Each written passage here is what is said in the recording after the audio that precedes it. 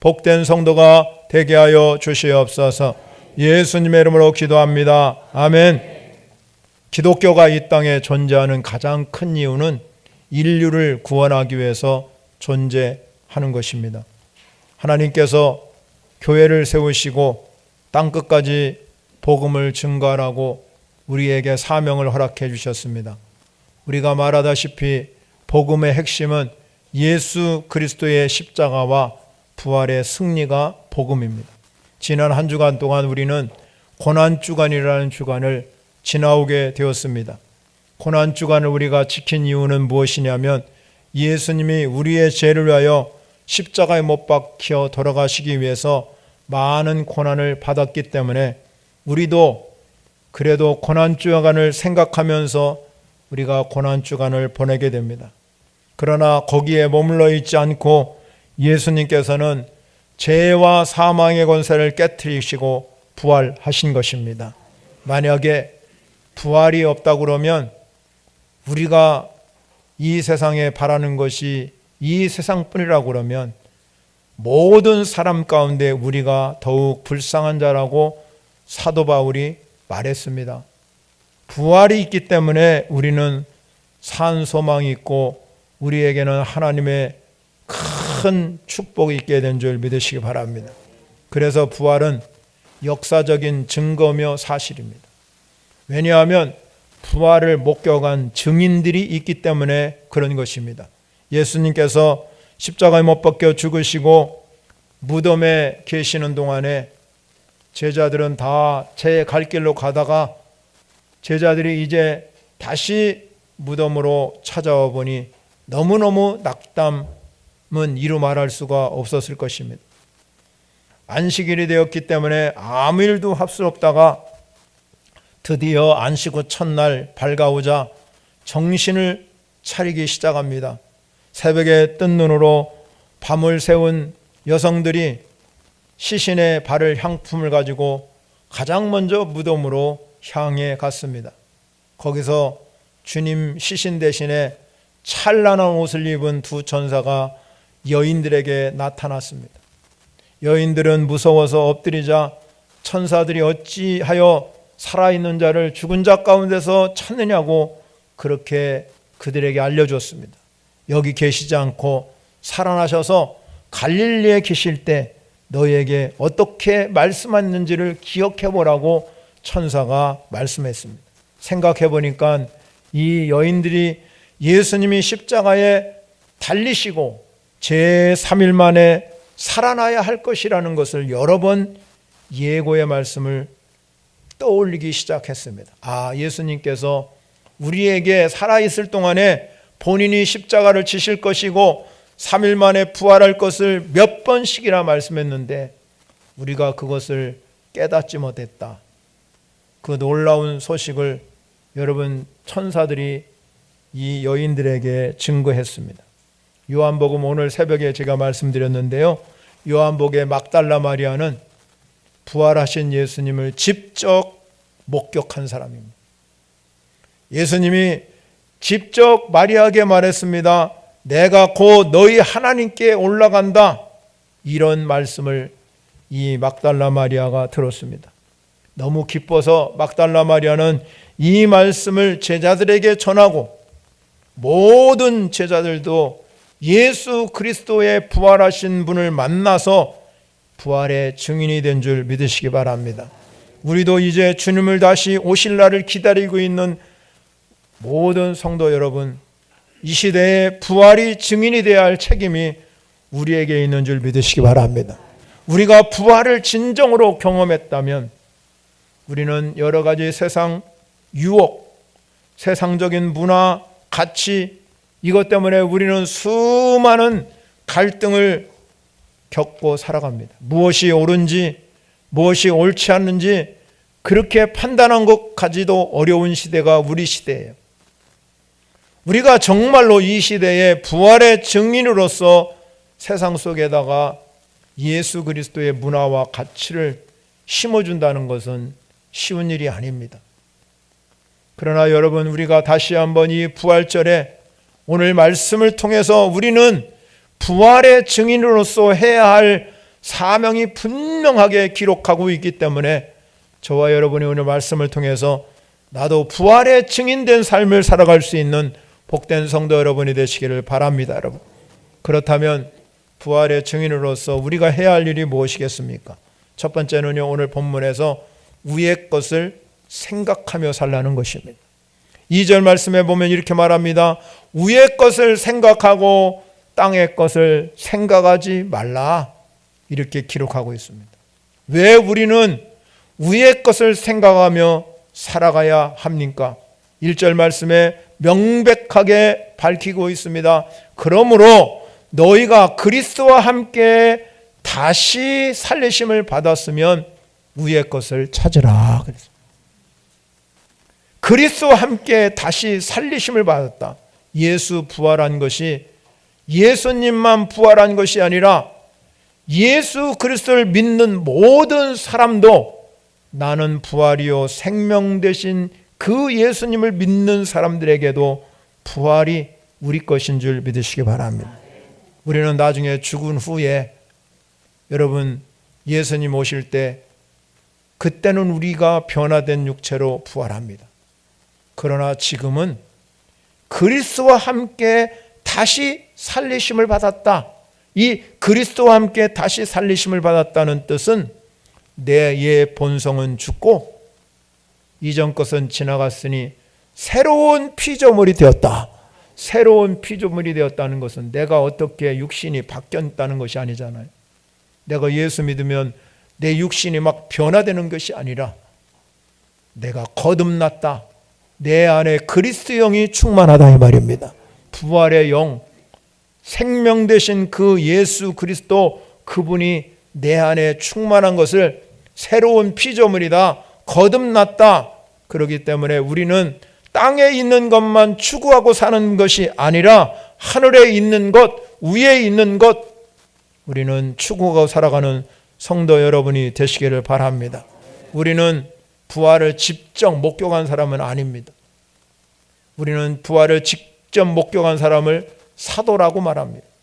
그러나 우리는 부활을 직접 예수님이 부활을 한 그 삶의 현장에 우리가 있지 않았지만 그러나 성경을 통해서 생생하게 부활을 목격한 증인들이 전하고 있기 때문에 우리도 그것을 믿는 순간 간접적으로 성령님이 우리에게 오시면 직접적으로 부활을 경험하는 생생한 증인이 되는 줄 믿으시기 바랍니다. 성경에 보면 세례 요한이라는 분이 나와요. 예수님보다 6개월 먼저 오신 분이에요. 그는 감옥에서 제자들을 보냅니다. 예수님께 보내서 오실 그이가 당신입니까? 이렇게 물어보라고 그랬어요. 그때 예수님께서 이 요한의 제자들에게 이렇게 대답했습니다. 맹인이 보며 못 걷는 자가 걸으며 남역한 자가 깨끗함을 받고 못 듣는 자가 들으며 죽은 자가 살아나며 가난한 자에게 복음이 전파된다 하라 이렇게 말했어요. 죽은 자가 살아난다는 것, 죽은 자가 다시 살아난다. 이 세례 요한에게요. 지금 감옥에 갇혀서 그는 나중에 순교당하고 말지만 이 메시지가 중요한 거예요. 죽은 자가 살아난다. 이 죽은 자가 살아난다는 것은 요 세례 요한 너는 저 옥에 갇혀서 순교당하지만 너는 정말로 주님의 부활에 참여하는 자가 될 것이다. 이 뜻입니다. 그래서 우리는 이 죽음의 갈등에서 벗어나서 부활의 참된 기쁨을 맛볼 수 있는 줄 믿으시기 바랍니다. 그래서 우리는 죽음을 두려워하지 않습니다. 왜? 영원한 생명을 우리에게 주신 분이 예수님이시기 때문에. 그래서 우리는 세상을 살아가면서 당당하게 살아가는 것입니다. 베드로의 장모가 열병에 걸려서 예수님께서 그를 고쳐주셨습니다. 그런데 거기에서도 보면 장모가 일어났다. 이 장모가 일어났다는 이 단어가 죽은 자가 다시 살아났다는 단어와 똑같은 것입니다. 즉 말하자면 이 장모는 스스로 일어난 것이 아니라 자기 힘으로 일어난 것이 아니라 주님의 능력으로 일어났다는 뜻입니다. 즉 말하자면 베드로의 장모가 열병에 걸렸는데 그것을 고쳐주심으로 해서 죽은 자를 살린 것과 똑같아. 그래서 부활의 기쁨에 참여한 사람이 되었다는 것입니다. 그 결과로 이 장모는 모든 질병에서 고침받아서 땅의 가치를 따라가는 것이 아니라 하늘의 가치를 따르게 됐는데, 그 대표적인 모습이 이 장모님이 예수님 앞에 수종을 들었다고 마태복음 8장 15절에서 말씀하고 있습니다. 여러분, 우리가 주님을 영접하면 이렇게 새 생명을 얻는 신앙인이 되는 줄 믿으시기 바랍니다. 이렇게 새 생명을 얻었기 때문에 이 베드로의 장모가 예수님의 수종 드는 즉각적인 반응을 보여주신 것처럼 우리도 주님의 부활을 경험한 사람이라 그러면 우린 땅에 있는 가치관을 따르는 것이 아니라 하늘에 속한 가치와 문화를 따를 수 있는 성도 여러분이 되시기 바랍니다. 왜 이 사도 바울은 골로새에서 땅의 가치관을 따르지 말라, 땅의 것을 생각하지 말라고 그랬습니까? 5절에 가면 이렇게 말씀하고 있습니다. 그러므로 땅에 있는 지체를 죽이라. 곧 음란과 부정과 사욕과 악한 정욕과 탐심이니 탐심은 우상 숭배니라. 이렇게 말하고 있습니다. 그래서 여러분, 사도 바울은 십자가에 두 가지 정욕과 탐심을 십자가에 못 박았다 이렇게 말하고 있습니다. 원래 하나님께서 이 땅을 사람에게 주셨습니다. 창세기 1장 28절에 가면 하나님이 우리에게 복을 주시며 하나님 우리에게 말씀하고 있습니다. 생육하고 번성하여 땅에 충만하라, 땅을 정복하라, 모든 생물을 다스리라. 이렇게 명령하셨습니다. 그런데 이 땅을 그만 사탄 마귀에게 내어줘서 이 세상은 정말로 사악한 세상으로 변화됐어요. 여러분, 이 땅을 사단 마귀에 내어준 이유가 무엇입니까? 인간의 탐욕 때문에 그렇다는 것입니다. 하나님이 먹지 말라고 하는 이 선악을 알게 하는 나무를 보는 순간에 인간에게는 죄가 들어왔습니다. 창세기 3장 6절에 가면 여러분, 여자가 그 나무를 본즉 먹음직도 하고 보암직도 하고 지혜로울 만큼 탐스럽게 한 나무라고 성경은 기록하고 있습니다.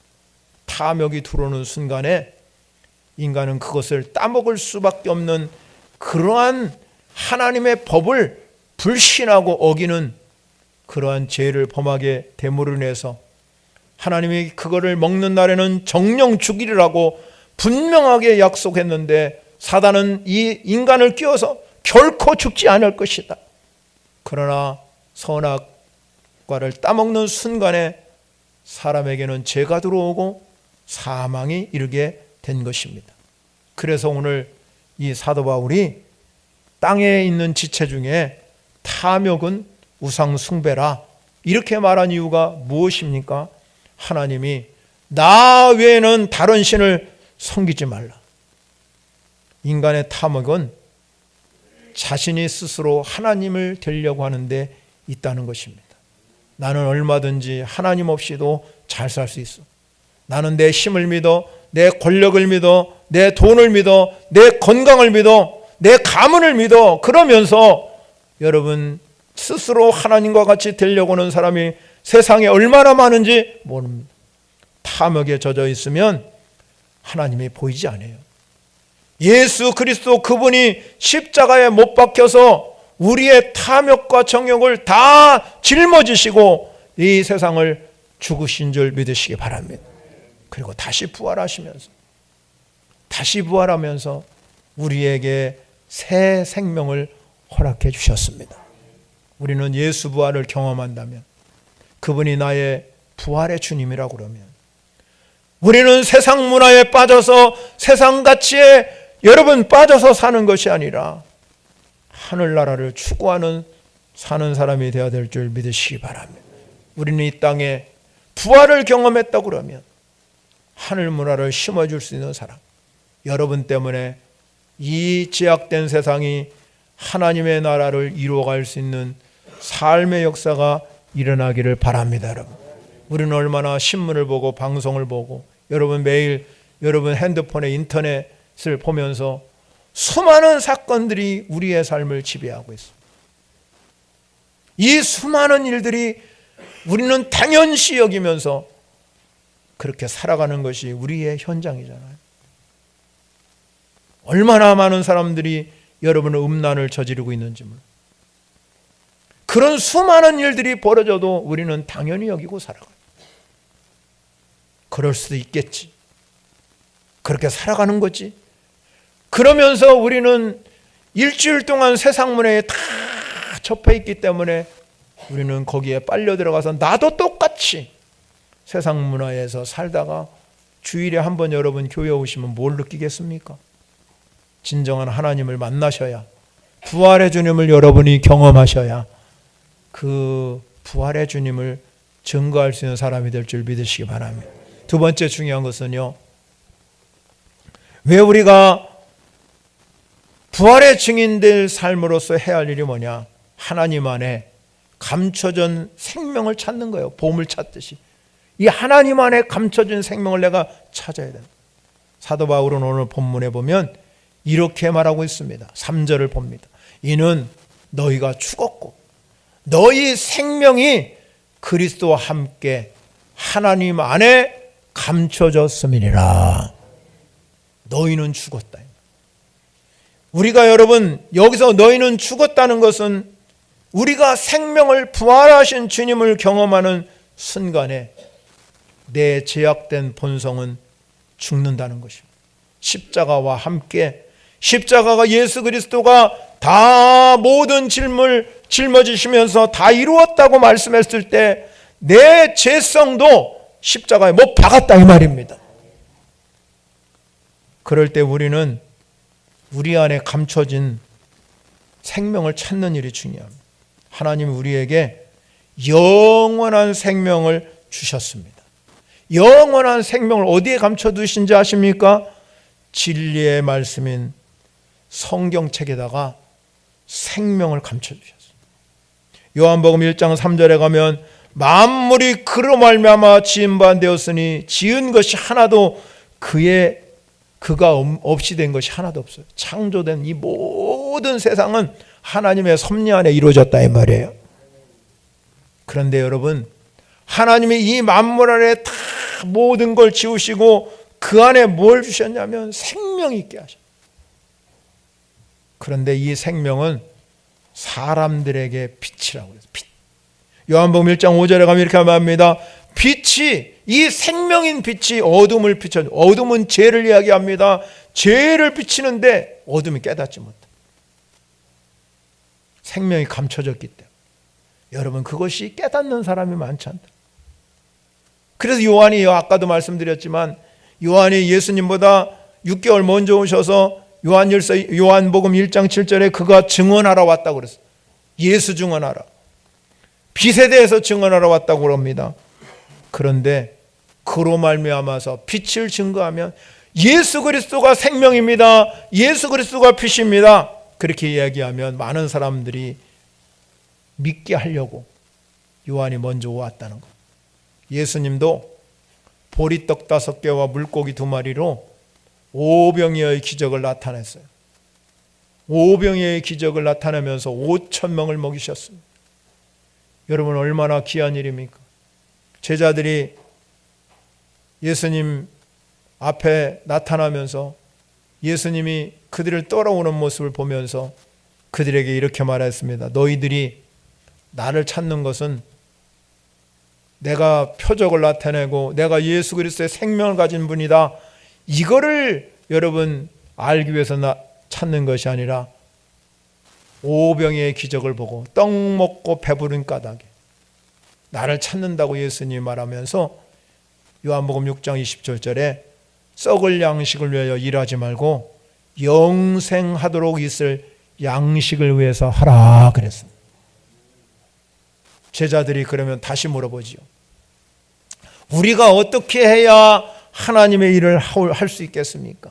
그때 예수님이 이 제자들에게 이렇게 말했어요. 하나님을 믿는 것이 하나님의 일이다. 하나님을 믿는 것이. 여러분, 부활하신 예수 그리스도분이 그 부활이 나의 부활이라고 믿는 것이 하나님의 일인 걸 믿으시기 바랍니다. 그러면서 제자들은 다시 질문을 합니다. 그러면 당신을 믿도록 하는, 나를 믿는 것이 하나님 일이라고 그러는데 당신을 믿도록 하는 표적이 무엇이냐? 우리 조상들은 광야에서 만나를 먹을 때 그 표적을 봤다고 그래요. 만나를 먹을 때. 예수님은요, 이 제자들에게 그렇게 말합니다. 모세가 너에게 하늘로 준 이 떡을 먹어도 죽었다, 이 말이에요. 그러기 때문에 내 아버지께서 너희에게 하늘로부터 참떡을 주실 것이다. 요한복음 6장 30절에 이렇게 말합니다. 하나님의 떡은 하늘에서 내려 세상에 생명을 주는 것이라. 생명을 준다고. 제자들은 너무 기뻤어요. 그래서 주여 이 떡을 우리에게 항상 주십시오. 우리가 잘 아는 말씀입니다. 요한복음 6장 30절 예수께서 말씀하시죠. 나는 생명의 떡이니 내게 오는 자는 결코 주르지 아니할 터이요 나를 믿는 자는 영원히 목마르지 아니하리라. 할렐루야. 여러분 안에 생명의 떡, 하나님의 말씀이에요. 생명의 떡. 이 부활절 아침에 여러분에게 생명의 떡을 드릴 테니 여러분 안에 영원한 생명을 얻으시기를 바랍니다. 여러분. 그러면서 예수님이 그들에게 말하지요. 그러나 그렇게 예수님이 나는 내가 생명의 떡이다. 내가 오는 자는 결코 줄이지 아니할 것이고 나를 믿는 자는 영원히 목마르지 아니한다고 그렇게 말씀했어도 불구하고 그러나 내가 너희에게 말하는데 너는 나를 보고도 믿지 않는다. 나를 보고도 믿지 않는다. 이게 불행이에요. 여러분, 우리도 마찬가지요. 성경을 보고 믿지 못하는 게 불행입니다. 믿음은 기적인 줄 믿으시기 바랍니다. 하늘이 믿어져야 되고 하나님이 믿어져야 되고 그분인 예수님이 나를 위해 십자가에 돌아, 이게 믿어져야 되는 거예요. 이게 믿어지는 게 기적이거든요. 믿음이라는 게 얼마나 소중한지 몰라요. 믿으면요 기적이 나타나는 거예요. 그러니 이들이 믿지 못하니까 십자가에 못 박혀 다 도망가고 부활하고 나서도 믿지 못하니까는 엠마오로 두 제자가 내려가요.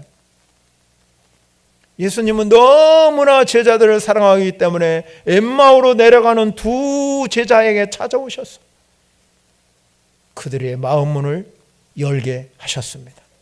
누가복음 24장 45절에 가면 이에 그들이 마음을 열어서 성경을 깨닫게 하셨다. 주님께서 우리에게도 마찬가지예요. 오늘 부활하신 주님이 여러분에게 나타나서 마음을 열게 하신다 이 말입니다. 그리고 성경을 깨닫게 하시는, 성경을 깨닫게 하는 능력, 이걸 우리는 영적 통찰력이라고 해요. 영적 통찰력. 이 마지막 시대에 우리는 부활의 증인이 되기 위해서 우리의 마음 문을 여는 것이 너무 필요해요. 무감각해진 이 시대 속에서, 전혀 부활의 경험이 없는 우리 세대 속에서 주님은 우리에게 마음을 열어라. 마음을 여는 것이 필요하다. 주님을 뵙고 닫혀진 이 마음을 열리는 순간에 우리에게 하나님의 신령한 영이 임하게 될 줄 믿으시기 바랍니다. 이 신령한 영을 분별하는 감각 기능이 나에게 작동하기 시작합니다. 그럴 때 우리는 진리를 깨닫는 영적 통찰력이 우리에게 막 생겨지는 거예요. 그러니까 성경을 보면 말씀이 이해되고 막 기쁨이 생기고 힘이 생기는 역사가 일어난다 이 말이에요. 부활의 신앙을 가지고 마음 문을 열어야 깨닫는 영이 오는 거지. 부활의 신앙을 가지지 아니하고 성경을 보니 아득한 옛날 이야기 같고 왜 이렇게 낳고는 많고 왜 이렇게 어려운 내용은 많느냐고 여러분 한 장도 못 넘기고 평생 가야 죽을 때까지 성경 못 읽고 한 번도 안 읽고 창세기에서 끝나다가 에이구 창세기는 안 되는 모양이다. 마태복음 가면 또 낳고 마태복음 읽어도 안 되고 한 번도 성경을 못 읽고 세상을 떠나는 사람은 불행한 사람. 정말 불행해요. 여러분 스스로 생각해. 나 예수 몇 년 믿었는데 여러분 성경을 얼마나 이 눈을 열고 깨닫는 하나님의 은혜를 경험했습니까? 여러분은 성경을 묵상하면서 읽어가면서 여러분 얼마나 무릎을 쳐봤습니까? 내 가슴을 쳐봤습니까? 주님 진짜 하나님 말씀이네요. 진리의 말씀이네요. 이 안엔 생명이 있네요. 그러면서 눈물을 흘리면서 그러한 삶을 여러분이 얼마나 여러분 경험해 봤습니까? 부활의 영을 가지고 마음문을 열면 하나님의 성령님이 나에게 찾아오셔서 깨닫게 하시는 줄 믿으시기 바랍니다. 이 깨닫는 영이 필요합니다. 성경을 읽을 때 생명이 감춰진 이 생명이 내 안에서 살아난 기적이 일어나야 될 줄 믿으시기 바랍니다. 그래서 여러분 바울이 디모데에게 말합니다. 어려서부터 성경을 알았다. 어려서부터 성경을 알으니까 성경이 등이 너로 하여금 그리스도 예수 안에 있는 믿음으로 말미암아 구원에 있는 지혜가 있게 하느니라. 우리는 어려서부터 성경을 여러분의 아이들에게 자녀들에게 물려줘야 된다. 어떤 젊은 엄마가 무릎 위에 아이를 누이고 한 손에 성경책을 들고 읽어줍니다. 흡사 자기 아이와 대화하는 것처럼. 옆 사람이 물었습니다. 아기가 성경을 이해하는 것이 너무 빠른 것 같은데요. 이때 젊은 엄마가 말했습니다. 예, 아직 이해는 못하겠지요. 알아듣지도 못하겠죠. 그러나 이 아이가 자라나면서 계속 하나님 말씀을 알지 못할 때 들려주는 그때 그 기억을 잊지 못할 것입니다. 그래서 나는 이 아이가 지금 깨닫지 못하고 이해할지 모르는지 모르지만 나는 대화하듯이 이 아이에게 들려주는 것입니다. 여러분 손주 귀엽지요? 이제 여기는 다 애기 낳을 사람은 하나도 없으니까 내 할 사람 있네요. 젊은이들 우리 젊은이들은 잘 기억하시고 아직 여러분은 손주들이 귀엽지요. 보면 많은 사람들이 그러더라고요. 내 새끼보다 손주 낳은 게 더 귀엽더라고. 그렇게 많이 얘기해요. 그러면 여러분 그 아이에게 여러분 뭘 줍니까? 돈 줍니까? 옷 사줍니까? 그게 중요한 게 아니에요. 말씀을 주세요. 말씀을 주셔야 됩니다. 그들 아이들에게 말씀을 자꾸 들려줘야 그 아이가 살아납니다. 영적으로 산다. 6만 살 것입니까? 여러분의 자녀 어떻습니까? 여러분이 어렸을 때부터 만약에 성경을 증거했다면 지금 이렇게 살진 않을 거 아닙니까? 이 아이들이 그 커서 여러분을 따라서 예수 믿고 이 자리에 꽉 찼을 거 아닙니까? 어떤 일이 벌어지고 있습니까? 현장을 직시해 보세요. 생명의 말씀인 이 감춰진 말씀을 여러분이 증거해야 부활의 증인이 되는 것입니다. 하나님 안에 감춰진 이 생명의 말씀이 부활의 영으로 나에게 찾아올 때 마음을 꽉 열으면 여러분 성경을 깨닫게 하는 진리가 임할 줄 믿으시기 바랍니다. 요한복음 21장 31절에 이렇게 기록하고 있습니다. 오직 이것을 기록하면 성경을 기록하면 너희로 예수께서 하나님의 아들 그리스도이심을 믿게 하려 함이요 또한 너희가 믿고 그 이름을 힘입어서 생명을 얻게 하려 함이라. 이 성경을 기록한 목적이 바로 거기에 있어요. 생명을 얻게 하기 위해서. 그래 기독교는 생명의 종교예요. 활력이 있습니다. 성경을 보는 순간에 눈이 열립니다. 내 소망이 열리고 내 삶이 열리고 기적이 일어나는 것입니다. 부활하신 주님 앞에 마음문을 열고 성경을 읽고 묵상하면 생명의 선물을 우리에게 받아지는 역사가 일어나는 겁니다. 사랑하는 성도 여러분, 여러분 오늘 부활 아침에 여러분에게 이 선물 주기를 원합니다. 생명의 선물을 받아가시기 바랍니다. 마지막 세 번째는요, 우리가 주님의 이 부활의 증거로 해야 할 일이 뭐냐? 우리는 장차 주님과 함께 나타나야 된다. 골로새 3장 4절에 가면 이렇게 말합니다. 우리 생명이신 그리스도께서 나타나실 그때에 너희도 그와 함께 영광 중에 나타나리라. 주님이 부활에 참여하는 사람은 그리스도께서 생명의 부활로 나타나실 때 우리도 함께 부활할 것입니다. 부활은 그의 영광일 뿐만 아니라 우리의 영광인 걸 믿으시기 바랍니다. 우리는 장래의 영광을 믿고 현재를 살아가는 사람입니다. 주님과 함께 나타나기 위해서 지금 우리가 해야 할 일이 무엇입니까?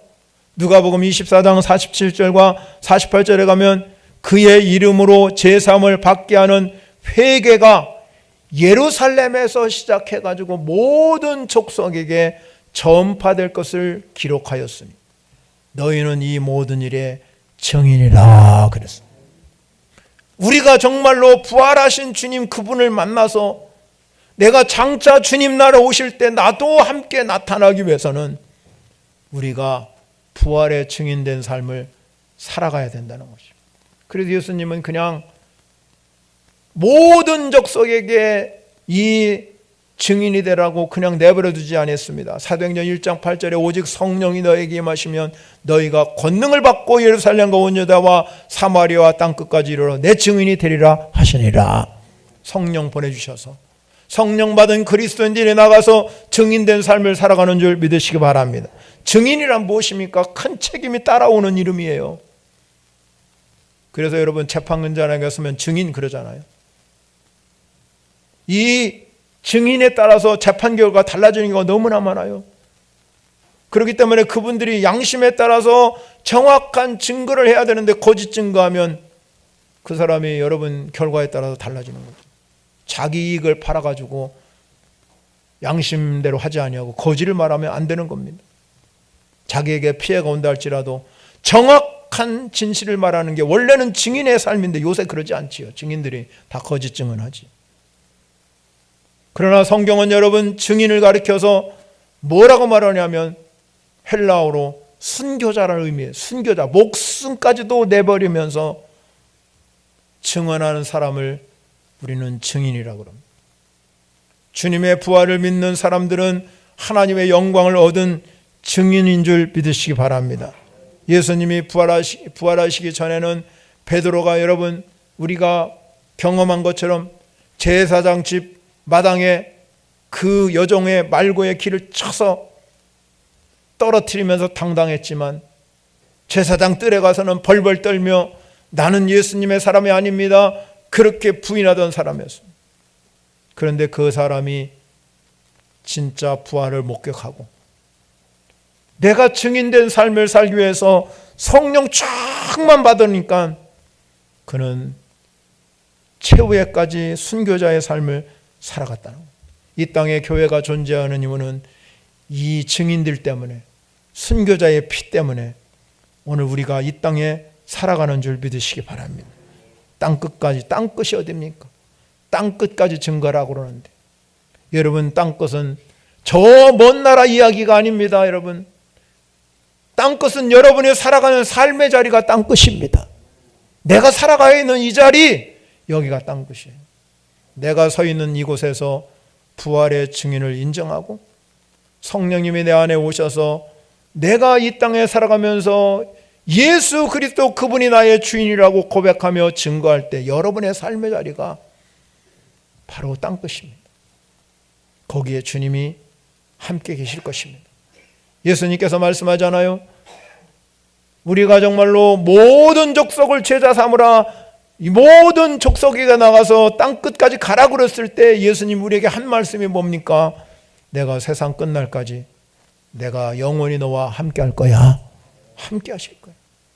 그렇게 응원하며 격려하시는 그분이 오늘 3장 1절 마지막에 가면 하늘 우편에 앉아 계시느니라. 하늘 우편에 앉아서 지금도 우리를 위하여 응원하고 있습니다. 부활의 증인으로 살아가기를 원하는 많은 사람들에게 너희들도 나는 하늘 보좌의 우편에 앉았지만 언젠가는 이 땅에 내려오셔서 우리를 영광의 보좌로 끌어올려가는 날이 올 것을 믿으시기 바랍니다. 그 영광에 동참하는 것, 주님이 나타날 그때에 우리는 하나님의 영광에 동참하는 사람, 그것이 우리에게 주시는 생명의 메시지입니다. 우리는 이 혼란한 시대에 살아가고 있습니다. 이 혼란하고 어려운 시대, 부활의 믿음이 점점 쇠약해져서 그리스도인조차, 신학자조차, 어떤 목사님조차 부활 없습니다 증거하는 사람이 수없이 많아요. 유튜브에 그러잖아요. 11조 안 드려도 됩니다. 수없이 많은 이 영상들이 우리 주변에 너무나 많이 있어서 우리를 혼돈하게 만들어요. 우리의 신앙을 갈등하게 만듭니다. 그러나 여러분, 부활은 역사적인 사실입니다. 그분이 살았기 때문에 우리가 여기 있는 겁니다. 세상의 어떤 종교도 부활을 말하지 않습니다. 나는 부활이요 생명이니 나를 믿는 자는 죽어도 살겠고 우리가 살아서 나를 믿는 자는 영원히 죽지 아니할 것이다. 사랑하는 성도 여러분, 부활의 증인으로서의 삶을 살아가시기 바랍니다. 그분이 나의 하나님 되시고 그분이 나를 위해서 이 땅에서 십자가를 지고 못 박혀 돌아가시면서 다 이루었다. 그리고 부활하신 그분이 오늘 여기에서 우리에게 부활의 증인으로 살기를 원합니다. 여러분을 통해서 함께 일하기를 원합니다. 함께 나를 위해서 함께 일하기를 원하시는 분이 주님인 걸 믿으시고 우리는 부활의 주님을 경험하는 복된 성도 여러분 되시기를 축원합니다. 찬양을 영광 올려드립니다. 말씀을 생각하면서 찬양하겠습니다.